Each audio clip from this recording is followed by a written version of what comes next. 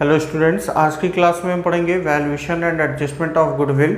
तो देखते हैं कि सबसे पहले क्या होता है, गुडविल क्या होता है। इसके बारे में पहले भी आपको पढ़ा रखा है, वैल्यूएशन ऑफ गुडविल चैप्टर 3 में भी पढ़ा रखा है कि गुडविल क्या होता है कि जो हम पास्ट में अपने एफर्ट्स को यूज़ करते हैं अपने बिजनेस में, उसके बदले जो प्रेजेंट में हमें अब बेनिफिट मिल रहा है मार्केट में, जो हमारी रेपुटेशन है, जो हम हायर प्रॉफिट अर्न करने के लिए कैपेबल हुए हैं, वो हमारी गुडविल होती है। गुडविल दो तरीके की होती है, एक परचेज्ड गुडविल होती है और एक सेल्फ जनरेटेड गुडविल होती है।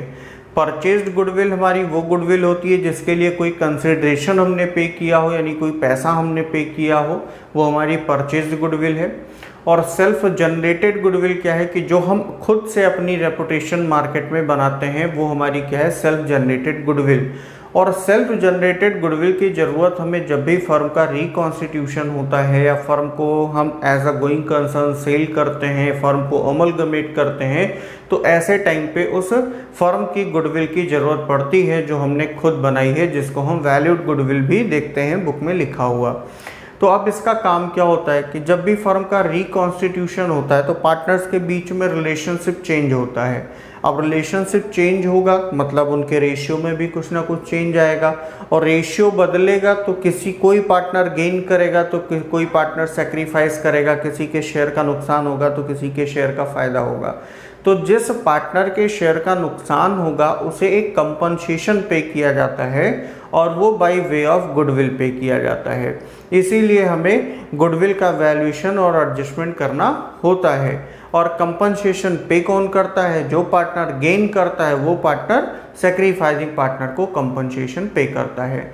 अब रिटायरमेंट है या डेथ ऑफ अ पार्टनर है, तो रिटायरमेंट और डेथ की कंडीशन में जो पार्टनर रिटायर हो रहा है या जिस पार्टनर का डेथ हो रहा है, कंपनसेशन उसे मिलेगा, क्योंकि वो अब अपना प्रॉफिट का शेयर फर्म का छोड़ रहा है और उसके बदले जो कंटिन्यूइंग पार्टनर होंगे यानी जो रिमेनिंग पार्टनर होंगे वो उसे कंपनसेट करेंगे।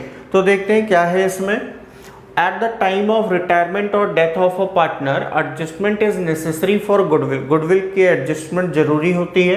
क्यों? व्हेन अ पार्टनर रिटायर्स और dies his share in profit is taken up by the continuing partner. उसका जो शेयर होता है वो कौन ले लेता है? कंटिन्यूइंग पार्टनर लेता है। ठीक है, which they should compensate the retiring और डिसीज्ड पार्टनर। इसलिए जिन्होंने शेयर लिया है उन्हें रिटायरिंग या डिसीज पार्टनर को कंपनसेट करना चाहिए। The compensation paid is known as goodwill. उसको हम किस वे में पे करते हैं? गुडविल के वे में। जैसे मान लीजिए कि 3 पार्टनर हैं, A B C, total profit 100 rupees है। मान लीजिए 50 रुपीज़ ए ले रहा है, 30 रुपीज़ बी ले रहा है और 20 रुपीज़ सी ले रहा है। अगर मान लो कि इसमें से सी रिटायर हो गया या सी का डेथ हो गया तो बचा कौन? ए और बी। और अब प्रॉफिट किस में बटेगा? सिर्फ ए और बी में। तो मान लो कि ये 60 रुपीज़ ले लेगा, ये 40 रुपीज़ ले लेगा। तो यहाँ पे देखिए ये जो सी का शेयर था ये किसके पास चला गया? ए और बी के पास। ए और बी ने उस शेयर को ले लिया। तो ए और बी क्या करेंगे कि जो इसने सी का शेयर लिया है उसके बदले सी को कंपनसेट करेंगे, और जो कंपनसेशन ये पे करेंगे उसको गुडविल बोला जाएगा कि गुडविल के थ्रू कंपनसेशन पे होगा। तो अब देखिए इसका जो है ट्रीटमेंट क्या होता है। ट्रीटमेंट ऑफ गुडविल क्या है? हम रिटायरमेंट या डेथ दोनों की कंडीशन में सेम एंट्री होती है, तो हम क्या एंट्रीज पास करते हैं इसके लिए? तो 2 कंडीशन है। When goodwill does not appear in the books, मतलब बुक में ऑलरेडी गुडविल नहीं है, यानी कि हमारे पास कोई परचेज्ड गुडविल नहीं है। अब अगर परचेज्ड गुडविल होगा तो आपको क्वेश्चन दिया होगा तो उसमें क्लियरली लिखा होगा goodwill already appear in the books, या एग्जिस्टिंग गुडविल लिखा होगा। अगर आपको बैलेंस शीट दिया है तो बैलेंस शीट के एसेट साइड में आपको गुडविल लिखा हुआ मिलेगा। ठीक है, तो वो गुडविल क्या होती है? जो है परचेज्ड गुडविल होती है। और उसके लिए ट्रीटमेंट क्या होता है? When goodwill appears in the books all partners capital account debit to goodwill account, यानी जितने भी पार्टनर्स थे बिफोर रिटायरमेंट और डेथ सारे पार्टनर के कैपिटल अकाउंट को डेबिट करेंगे, उनके ओल्ड रेशियो में, और गुडविल अकाउंट को क्रेडिट करेंगे जितना उनका परचेज्ड गुडविल था जो बैलेंस शीट में है, या जो एग्जिस्टिंग गुडविल लिखा है, या जो goodwill appear in the books लिखा है। इसको पहले बता दिया, अब इसको देखते हैं। When goodwill does not appear in the books, कभी कभी मिलता है ना कि goodwill account does not open, goodwill account open नहीं करेंगे, तो ऐसे कंडीशन में ये एंट्री हो जाएगी। गुडविल अकाउंट ओपन करेंगे तो ये 2 एंट्री हो जाएगी, ठीक है। लेकिन ये जब एग्जिस्टिंग गुडविल की बात नहीं कर रहा, ये वैल्यूड गुडविल की बात कर रहा है, तो क्या हो जाएगा, goodwill account is not raised in the books of account. Goodwill account को हमें रेज नहीं करना है, मतलब कि गुडविल अकाउंट ओपन नहीं करना है। तो एडजस्टमेंट किसके थ्रू करना है, पार्टनर्स कैपिटल और करेंट अकाउंट के थ्रू। तो इसमें एंट्री क्या हो जाती है, gaining partner capital account debit to, होता तो सेक्रीफाइसिंग है लेकिन रिटायर करने वाला ही सेक्रीफाइस करेगा, वो फिक्स है, इसलिए रिटायरिंग या जिसका डेथ होगा वही सेक्रीफाइस करेगा, और डिसीज्ड पार्टनर्स कैपिटल अकाउंट। अब गेनिंग पार्टनर है तो रेशियो गेनिंग होगा, रिटायरिंग और डिसीज्ड पार्टनर्स कैपिटल अकाउंट है तो जितना इनका गुडविल में शेयर बनेगा इनके प्रॉफिट के शेयर के हिसाब से वो अमाउंट होगा, उसी को हम गेनिंग पार्टनर में गेनिंग रेशियो में डिवाइड कर देंगे। फिर अगर गुडविल को रेज करते हैं at its full value and return of, पूरी वैल्यू पे, फुल वैल्यू पे, तो एंट्री क्या होगी, पहले रेज करेंगे फिर राइट ऑफ करेंगे। तो रेज करेंगे तो गुडविल को डिस्ट्रीब्यूट कर दिया जाएगा, क्या एंट्री होगी, goodwill account debit to all partners capital account, किस रेशियो में, ओल्ड रेशियो में। और राइट ऑफ करने की एंट्री क्या होती है, कंटिन्यूइंग या remaining partners capital account debit to goodwill account, जितनी गुडविल की फर्म की वैल्यू है और उसे न्यू रेशियो यानी जो कंटिन्यूइंग रिमेनिंग पार्टनर है उनके नए प्रॉफिट शेयरिंग रेशियो में डेबिट कर देंगे, ठीक है। फिर इसके बाद एक कंडीशन और आता है कि गुडविल को हम पूरा रेज या रिटर्न ऑफ नहीं करेंगे, उतना ही रेज या रिटर्न ऑफ करेंगे जितना रिटायरिंग पार्टनर का शेयर है या डिसीज्ड पार्टनर का शेयर है, सिर्फ उतना ही रेज और रिटर्न ऑफ करना है। तो ऐसे कंडीशन में एंट्री क्या होगी, goodwill is raised to the extent of retiring और deceased partner share and is written off. तो ऐसे कंडीशन में गुडविल अकाउंट डेबिट करेंगे, ठीक है। कितना करेंगे, जितना रिटायरिंग या डिसीज्ड पार्टनर का शेयर होगा सिर्फ उतना पैसा यहाँ पे लिखा जाएगा, टू रिटायरिंग और डिसीज्ड पार्टनर्स कैपिटल अकाउंट, उसी का शेयर। फिर इसके बाद ये जो रिटायरिंग और डिसीज्ड पार्टनर का गुडविल का शेयर आया है, इसको जब हम राइट ऑफ करेंगे तो गेनिंग पार्टनर डेबिट हो जाएगा, गेनिंग पार्टनर्स कैपिटल अकाउंट क्या हो जाएगा, डेबिट टू क्या हो जाएगा, गुडविल अकाउंट हो जाएगा। और किस रेशियो में, गेनिंग रेशियो में, गेनिंग रेशियो में डेबिट हो जाएगा और टू गुडविल अकाउंट हो जाएगा, ठीक है। तो ये एंट्री हो गई हमारी किसके, ट्रीटमेंट ऑफ गुडविल के लिए। जब गुडविल अपेयर नहीं होगा बुक्स में, यानी हमारे पास एग्जिस्टिंग गुडविल जिसको हम परचेज गुडविल बोलते हैं वो नहीं दिया होगा, तो यानी कि वैल्यूड गुडविल जो है उसके लिए ये 3 कंडीशन है। अगर कुछ नहीं कहा कि कैसे हमें एडजस्टमेंट करना है, कैसे एंट्री करना है, कैपिटल अकाउंट के थ्रू, करेंट अकाउंट के थ्रू, किसके थ्रू, कोई भी रेज रिटर्न ऑफ कुछ नहीं पता, तो हम यही करेंगे, हमें इसको कैपिटल अकाउंट के थ्रू एडजस्ट करना होगा। अगर रेज या रिटर्न ऑफ करने के लिए कहा है तो 2 कंडीशन देखना पड़ेगा, फुल वैल्यू कहा है या एक्सटेंट ऑफ रिटायरिंग और deceased partner share of goodwill कहा है, तो दोनों में से जो कहा होगा उस पर हम रेज और रिटर्न ऑफ करेंगे, और अगर एग्जिस्टिंग गुडविल होगी तो हम उसे राइट ऑफ कर देंगे। अब हम इसके क्वेश्चंस को सॉल्व करेंगे। आज का पहला क्वेश्चन देखिए, दिया है P, Q, R and S were partners in a firm sharing profits in the ratio of 5:3:1:1. On 1st January 2017, S retired from the firm. On S retirement, the goodwill of the firm was valued at rupees 4,20,000. The new profit sharing ratio between P, Q and R will be 4:3:3. Showing your working notes clearly, pass necessary journal entry for the treatment of goodwill in the books of the firm on S retirement. तो अब हमें journal entry करनी है, लेकिन ये नहीं बताया कि गुडविल अकाउंट ओपन करना है कि गुडविल अकाउंट ओपन नहीं करना है। तो हम यहाँ पे मानेंगे कि गुडविल अकाउंट ओपन नहीं करना है, तो वही entry gaining partner capital account debit to retiring और डिसीज्ड पार्टनर कैपिटल अकाउंट होगा। तो एंट्री के लिए स्पेस छोड़ दें, बाकी अब हम वर्किंग नोट कर लें, है ना, क्योंकि वर्किंग बोला है क्लियरली करने के लिए, तो वर्किंग नोट हम क्लियरली करेंगे जब बोलेगा। तो यहाँ पे P, Q, R और S कितना दिया है, रेशियो है इनका 5:3:1:1। फिर इसके बाद रिटायर कौन हुआ, S रिटायर्स, तो पार्टनर कौन बचे, पी क्यू आर, और रेशियो क्या हो गया 4:3:3। अब हम क्या करेंगे, यहाँ पे गेनिंग रेशियो निकालेंगे पहले। तो गेनिंग रेशियो क्या होता है, new ratio minus old ratio, new ratio minus old ratio. तो P का कितना हो जाएगा, न्यू 4 + 3 7 + 3 10, यानी 4/10 माइनस ओल्ड 5 + 3 8 + 1 9 + 1 10, 5/10। अब यहाँ पे देखो दोनों का तो डिनोमिनेटर सेम है, लेकिन ये क्या कर रहा है -1/10, ये तो भैया सेक्रीफाइस कर गया। ऐसा भी कभी कभी हो सकता है कि जो एग्जिस्टिंग पार्टनर यानी जो रिमेनिंग पार्टनर हैं वो पार्टनर रिटायरमेंट के टाइम पे उनको भी सेक्रीफाइस करना पड़े, ऐसा भी कंडीशन आ सकता है। तो देखेंगे कि कितना ये सेक्रीफाइस कर रहा है। क्यू का न्यू कितना है 3/10 है, ओल्ड कितना है 3/10 है, तो ये क्या आ जाएगा, नील आ जाएगा।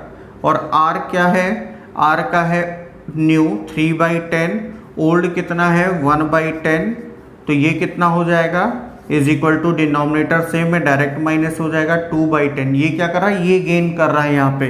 तो देखो P सेक्रीफाइस्ड कितना सेक्रीफाइस कर रहा है। अब फर्म की गुडविल तो दे रखी है, फर्म की गुडविल कितनी है, फर्म की गुडविल है यहाँ पे 4,20,000। और इसके बाद देखिए ये कितना जो है सेक्रीफाइस कर रहा है 1/10, जो हो जाएगा 42,000 रुपीज़। फिर इसके बाद आर गेन्ड कितना गेन कर रहा है, आर 4,20,000 का 2/10 इज इक्वल टू 84,000। और यहाँ पे रिटायर कौन हुआ, एस, तो S share of goodwill, S का गुडविल कितना है वो भी निकाल लें। एस शेयर ऑफ गुडविल 4,20,000 और एस का शेयर कितना था 1/10 था, तो ये कितना आ जाएगा 42,000 रुपीज़।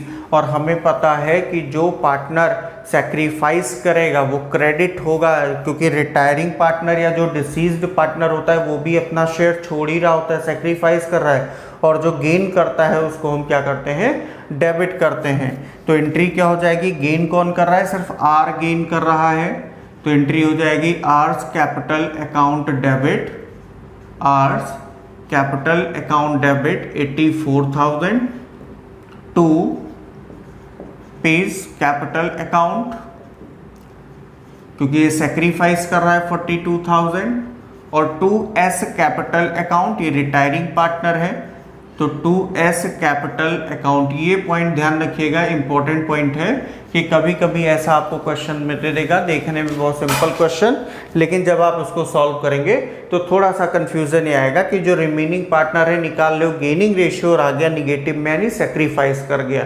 निगेटिव रिजल्ट आया। अगर गेनिंग रेशियो लगाने पे न्यू माइनस ओल्ड निगेटिव, तो सेक्रीफाइस हो जाता है वो, ठीक। तो अब उसको हम निकालेंगे कैसे, फर्म की जो टोटल गुडविल है उसी पे हम कैलकुलेट कर लेंगे। अब आर यहाँ पे गेन कर रहा है, तो वो कितना गेन कर रहा है, 2/10 गेन कर रहा है, तो फर्म की जितनी गुडविल है उसी में वो 2/10 गेन करेगा, उसी के बराबर उसे कंपनसेशन देना है जितना गेन करेगा। तो 4,20,000 का 2/10 निकाल लिया। और एस रिटायर हो रहा था, तो जितना उसका प्रॉफिट में शेयर उतना उसका गुडविल का शेयर, तो 4,20,000 में 1/10 उसका शेयर था, तो 42,000 रुपीज़ उसका गुडविल का अमाउंट हो गया। तो ये एक क्वेश्चन आपका कंप्लीट हो गया। अब हम दूसरा क्वेश्चन देखेंगे, और दूसरा क्वेश्चन देखिए क्या दिया है, X Y and Z are partners sharing profits in the ratio of 3:2:1. Goodwill is appearing in the books at a value of rupees 60,000.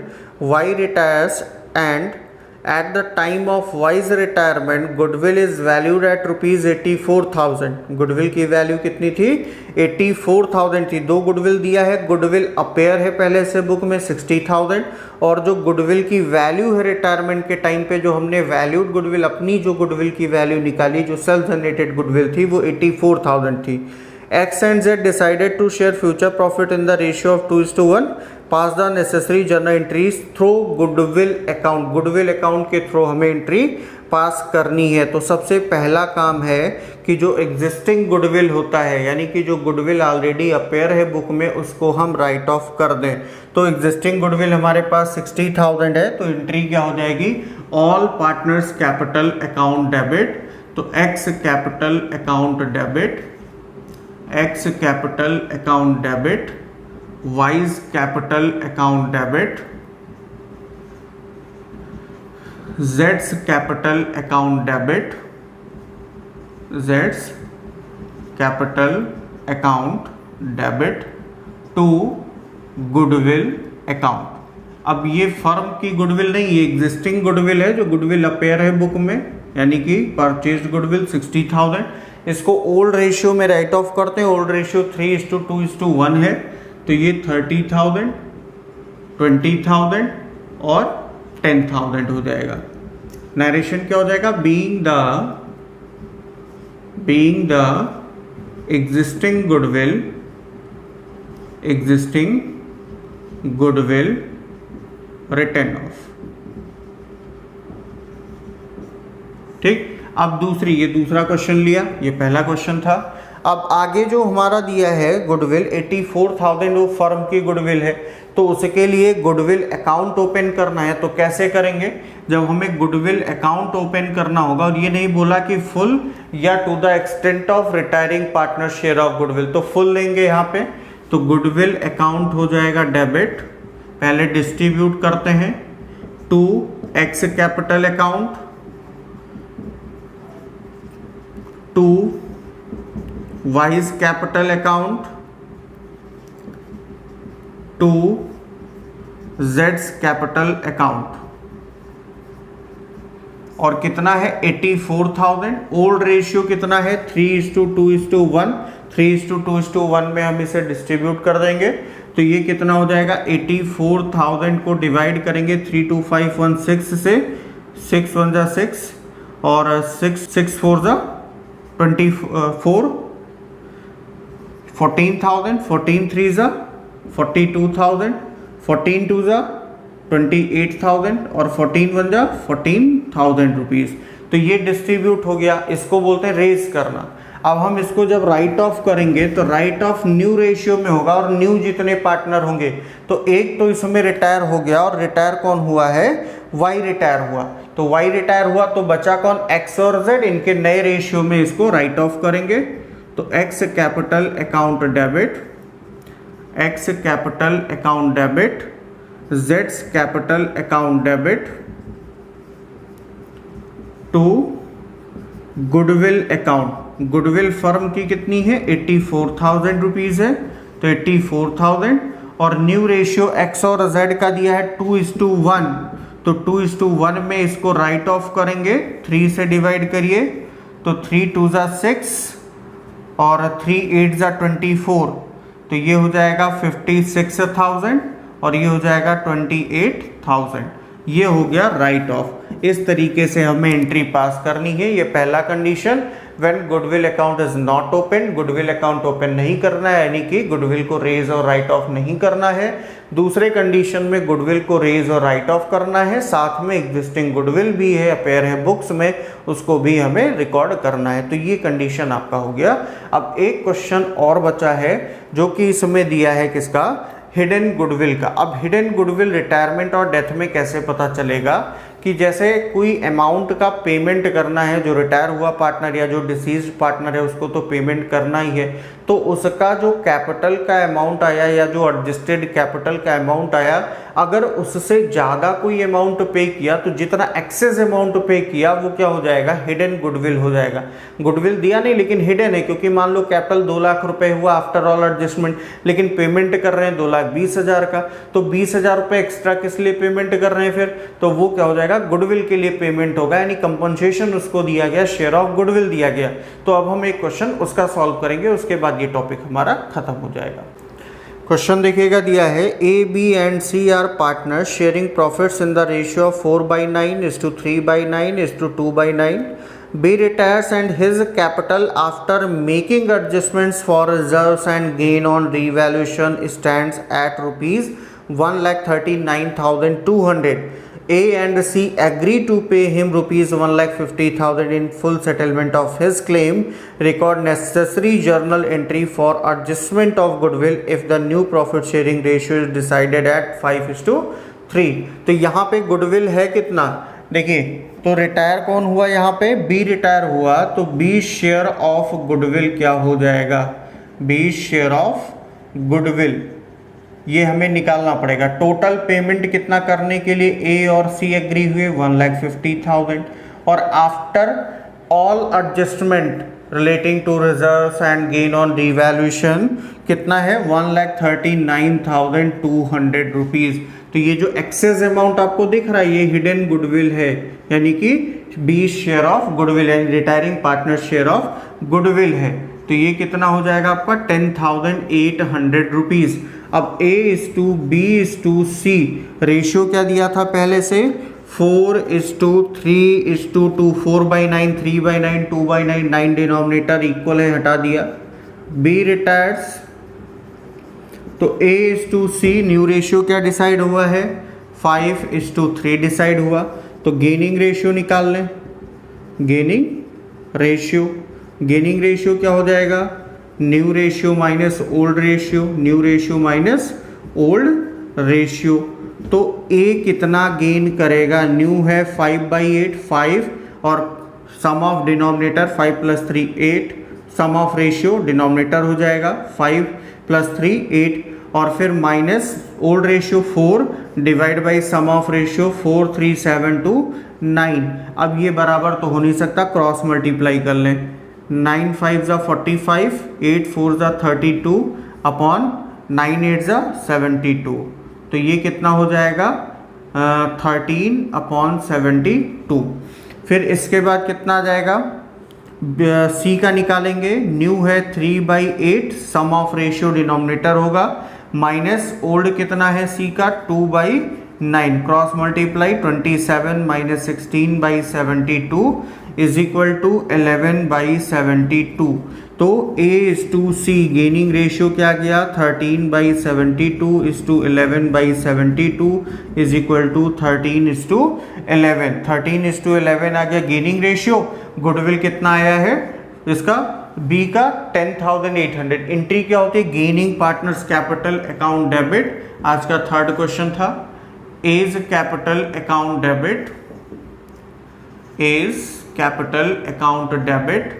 और कौन गेन कर रहा है साथ में C is capital account debit to retiring partner capital account. Retire कौन हो रहा है यहाँ पे बी, तो टू बीज कैपिटल अकाउंट। बी में क्या लिखेंगे बी के गुडविल का पैसा। तो बी का गुडविल हमने निकाला कितना है 10,800 रुपीज़ है। अब इसको डिवाइड किस में करना है 13:11 में। तो 10,800 को 13:11 में डिवाइड करेंगे, सम ऑफ रेशियो कितना होगा 24। अब ये कितनी बार जाएगा इसको चेक करिए, ठीक है। तो 12 से पहले डिवाइड कर लो इसको, तो ये हो जाएगा 12 2 = 24 और 12 9 = 108। अब 2 से इसको डिवाइड करिए तो ये कितना आ जाएगा 450। 450 में 13 का मल्टीप्लाई करिए 0, 13 5 = 65 और 13 4 ये हो जाएगा 52, ठीक है।